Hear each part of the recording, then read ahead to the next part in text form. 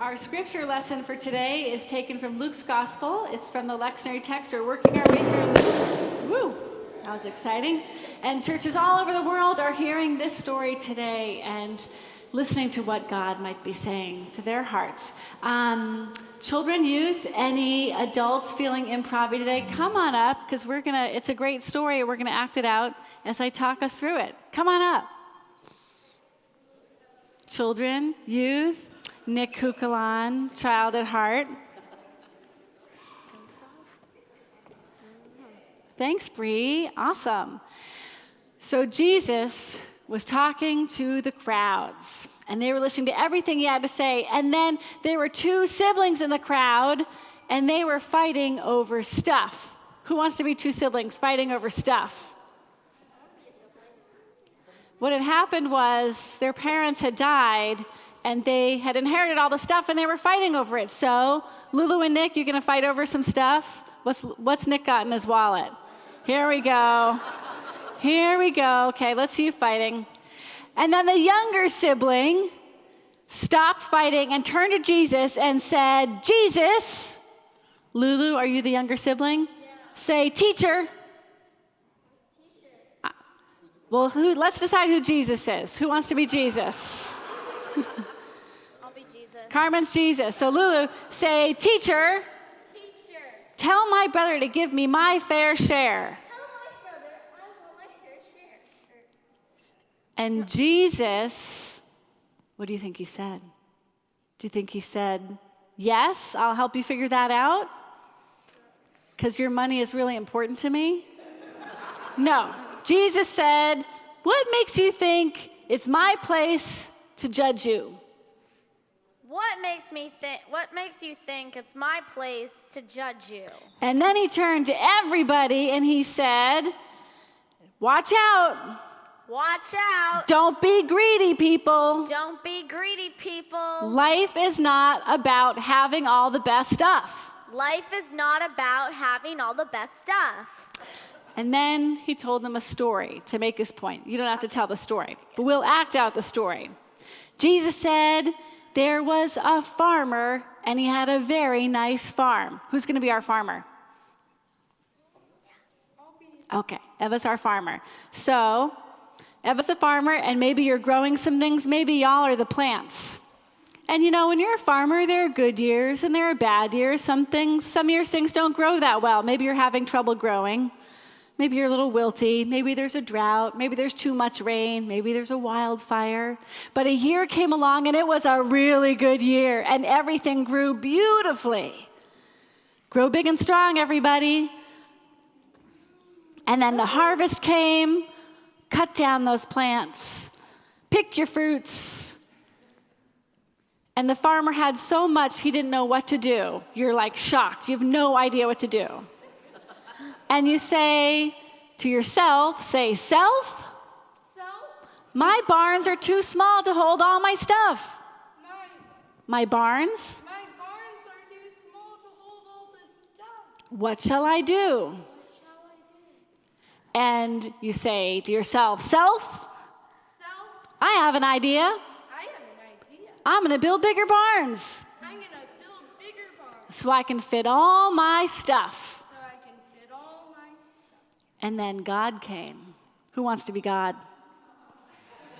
Lulu, can we let Bree be God? Bree, you want to be God? Say, this is fun. Fool? Say it nice and loud. Fool? Don't you know that you're going to die tonight? And who's going to get all your stuff then? And that was the end of the story. Wasn't that a fun story? And Jesus, stand up, Jesus, in case the crowds didn't get the point, said, that's what happens. That's what happens. When you fill your barn with self. When you fill your barn with self. And not with God. And not with God. The end. Take a bow. The end. Take a bow. Thank you, youth.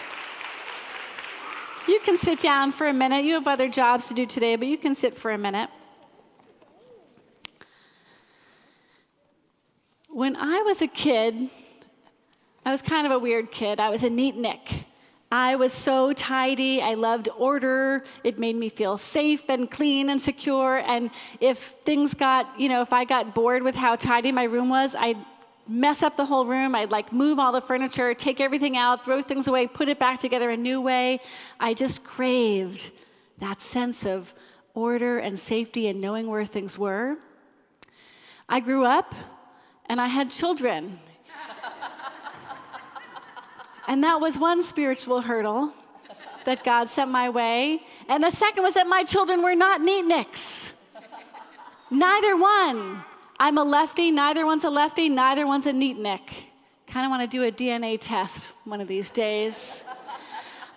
So I would have to, from a very young age, they were pack rats, and I would have to go through their things in the dark of night or when they were out at daycare and put those broken toys or those moldy stuffed animals at the bottom of the trash, but they had this sixth sense. They knew, Carmen's nodding, they knew when I had tidied, and they went down to the bottom of the trash, and they pulled out their moldy stuffed animals and their broken toys, which were the most beloved thing, and how dare I? That was a phrase Carmen learned early. How dare you, Mom? I've had a recurring dream as an adult. Actually, since I began living in parsonages, I don't live in a parsonage anymore, but in my first 2 calls I did, and the dream was like this. I lived in a church parsonage, and it was a beautiful, old, opulent structure with rooms upon rooms upon rooms, filled with other people's stuff. And as you can imagine, this was a nightmare for me. And I thought this would be an amazing space. Think of the parties we could have, the community we could create, if only there weren't boxes everywhere and closets spilling out with things and things piled up to the ceiling.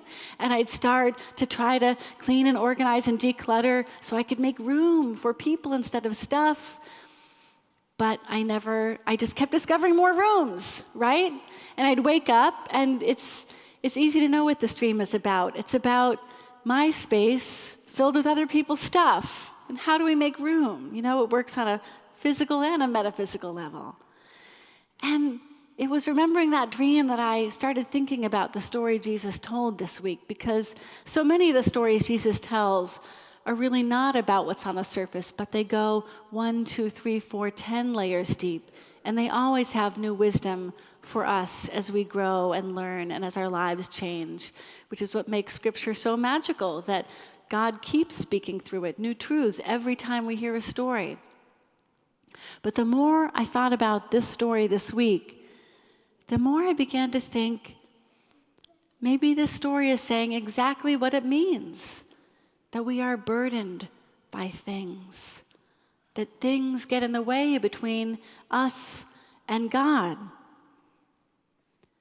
The brothers chose Jesus to be their arbiter, to be their probate attorney, and Jesus rejected that role. And he told the story of the farmer coming into the windfall. And one of the most interesting things about this story is when he says self, actually what the original text said was, he said to his own soul, he tried to talk to his own soul.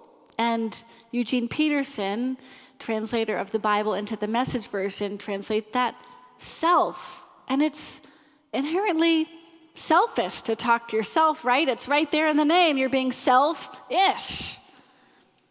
He thought he was being prudent.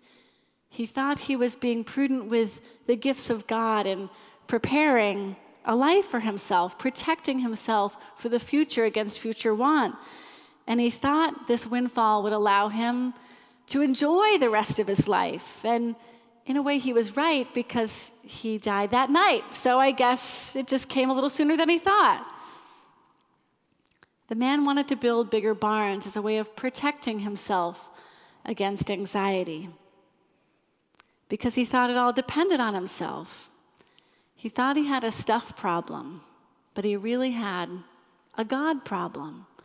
Because when we feel we have to do everything for ourselves, get everything for ourselves, that God is perhaps off taking care of other people, then we diminish our own relationship with God.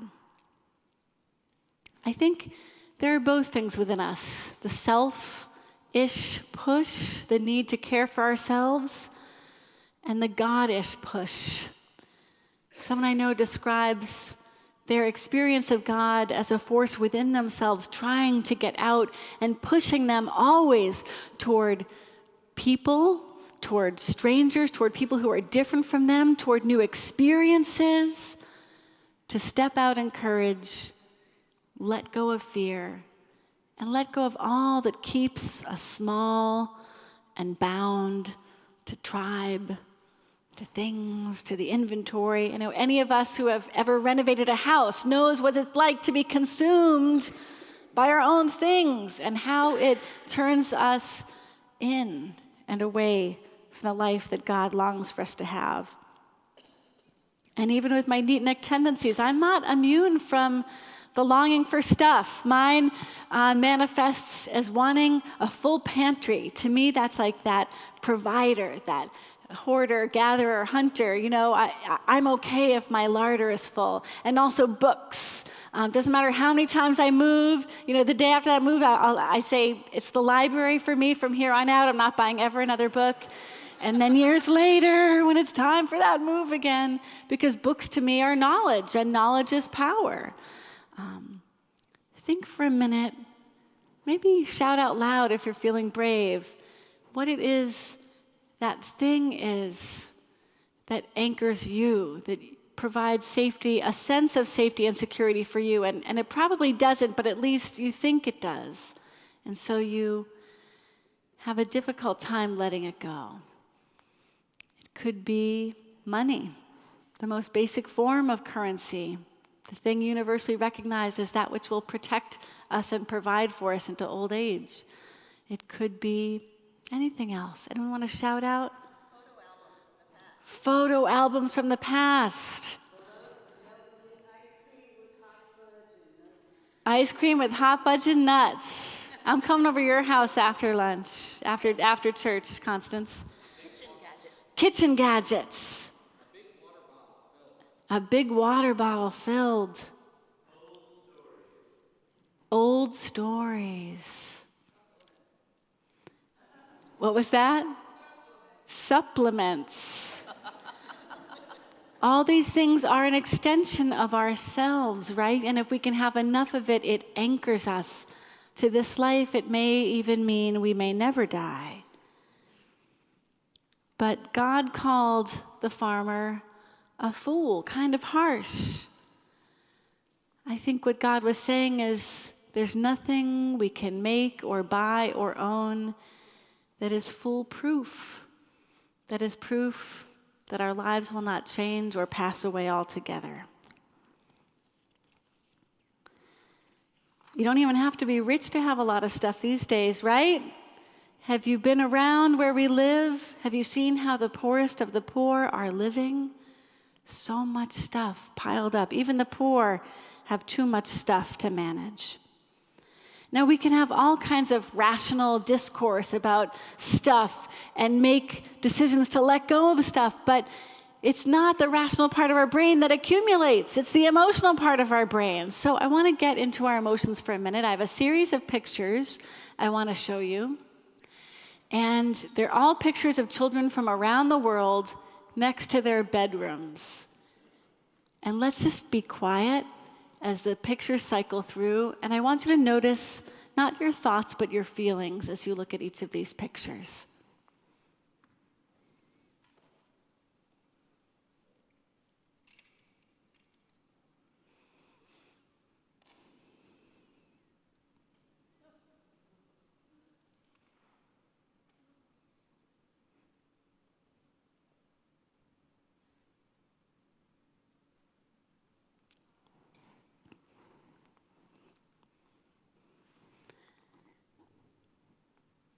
What feelings came up for you, and what longings of the heart? Love. See that? You want to meet them. You feel a human connection.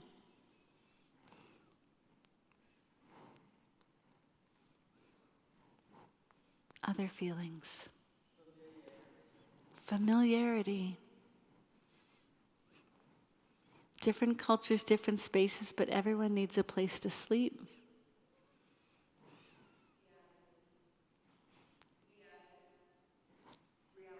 Reality. We're all rich. Say more, Jim. Like we in this room or we all over the world? Yeah. A few of them were not, it was maybe hard to see. There was a boy from Brazil who slept on a sofa outside. There was a girl from Nepal, I think, who slept on the stairs, was a domestic servant.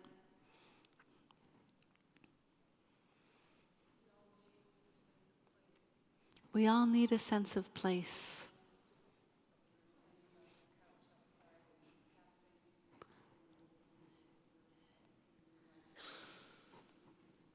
We all need a sense of place, and we all long for a safe place. And that longing is from God, right? So I want to be clear, there's nothing wrong with wanting a home with 4 walls and a door that locks and not wanting that space intruded upon. I don't want to make this about rich people are bad or it's bad to accumulate things. That longing is also from God.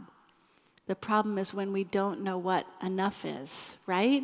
And we not only miss the opportunity to share as the farmer, if he'd talked to God instead of to self, would have gotten a very different answer about what to do with the windfall that would have blessed him as well as his neighbors.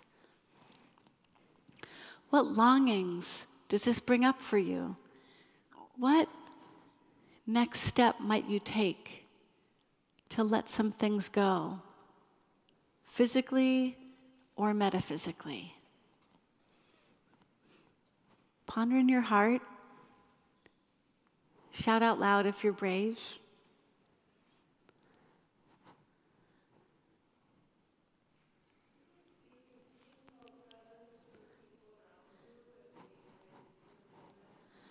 Yes, being present to the people around you in this moment, because that's all that we have is this moment.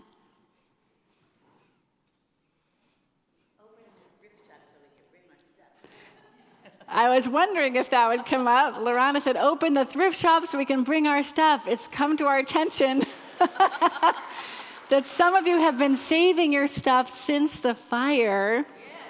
The new building may not be open till the middle of or the end of 2021. Is that right, Mo? So factor that in. And there's still a lot of variables that are helping us figure out if we can even make space for the thrift shop. Yes. Stay tuned. I know, it is a grr.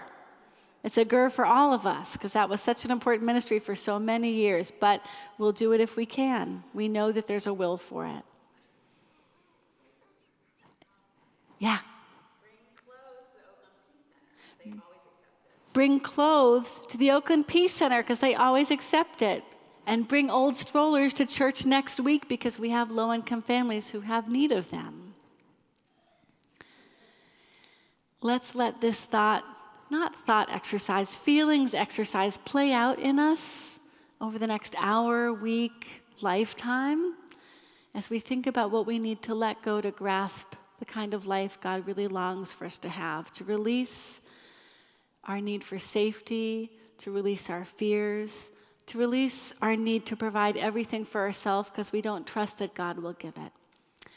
And, trigger warning, based on the sermon title, and partly because my daughter Carmen was in the Bay Area premiere of Frozen Jr. this week, so I had to listen to the song, Elsa's anthem, Let It Go, all week. We're going to do a little karaoke to round out the sermon moments. So for parents of children ages 2 to 14, or music directors who did this in one of your children's choirs for too many months, if you need to step outside to take care of yourself, we understand. And for the rest of us, we're going to sing a few bars of Elsa, Let It Go. You know it.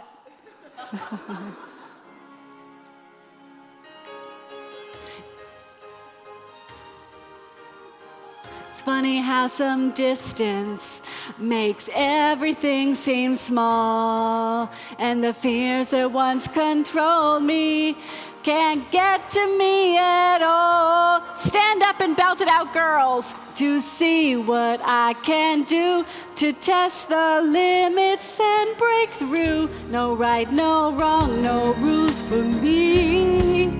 I'm free. Let it go, let it go. I'm one with the wind and sky. Let it go, let it go. You'll never see me cry. Here I stand, and here I'll stay. Let the storm rage on. Woohoo!